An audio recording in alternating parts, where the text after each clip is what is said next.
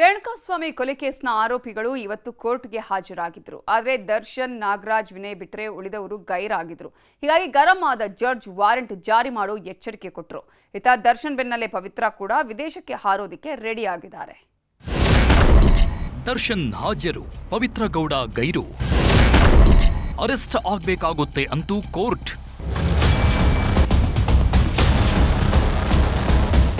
ರೇಣುಕಾಸ್ವಾಮಿ ಕೊಲೆ ಕೇಸಲ್ಲಿ ವಿಚಾರಣೆ ಶುರುವಾಗಿದ್ದು, ಜಾಮೀನು ಪಡೆದ ಎಲ್ಲ ಆರೋಪಿಗಳು ಪ್ರತಿ ತಿಂಗಳು ಕೋರ್ಟ್ಗೆ ಹಾಜರಾಗಬೇಕು. ಅದರಂತೆ ಇವತ್ತು ಎಲ್ಲ ಆರೋಪಿಗಳು ಸಿಸಿಎಚ್ 57ರ ಜಡ್ಜ್ ಎದುರು ಹಾಜರಾಗಬೇಕಿತ್ತು. ಆದರೆ ದರ್ಶನ್, ನಾಗರಾಜ್, ವಿನಯ್ ಮಾತ್ರ ಹಾಜರಾಗಿದ್ರು.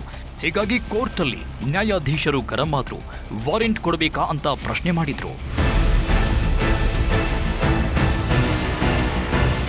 ರೇಣುಕಾಸ್ವಾಮಿ ಕೊಲೆ ಕೇಸ್ನಲ್ಲಿ ದರ್ಶನ್ A2, A1 ಆಗಿರುವ ದರ್ಶನ್ ಗೆಳತಿ ಪವಿತ್ರ ಗೌಡ ಸೇರಿದಂತೆ ಸಾಕಷ್ಟು ಮಂದಿ ಗೈರು ಹಾಜರಾಗಿದ್ರು.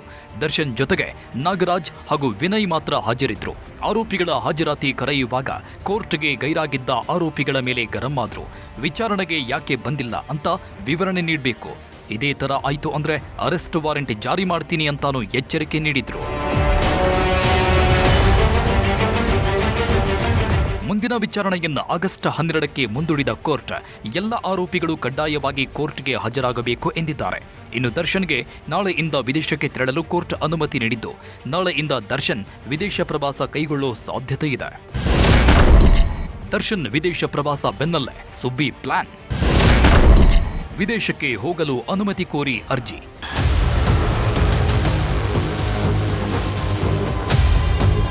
ನಟ ದರ್ಶನ್ ಡೆವಿಲ್ ಸಿನಿಮಾ ಶೂಟಿಂಗ್ ಅಂತ ನಾಳೆಯಿಂದ 20 ದಿನಗಳ ಕಾಲ ವಿದೇಶಕ್ಕೆ ಹೋಗಲು ಅನುಮತಿ ಪಡೆದಿದ್ದಾರೆ.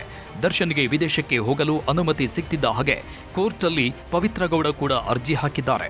ತನ್ನ ರೆಡ್ ಕಾರ್ಪೆಟ್ ಸಂಸ್ಥೆ ವ್ಯವಹಾರಕ್ಕಾಗಿ ವಿದೇಶದ ಜೊತೆಗೆ ಧರ್ಮಸ್ಥಳ, ತಿರುಪತಿ, ಮಂಗಳೂರು ಸೇರಿದಂತೆ ಹೊರ ರಾಜ್ಯಕ್ಕೂ ಅನುಮತಿ ಕೋರಿದ್ದಾರೆ.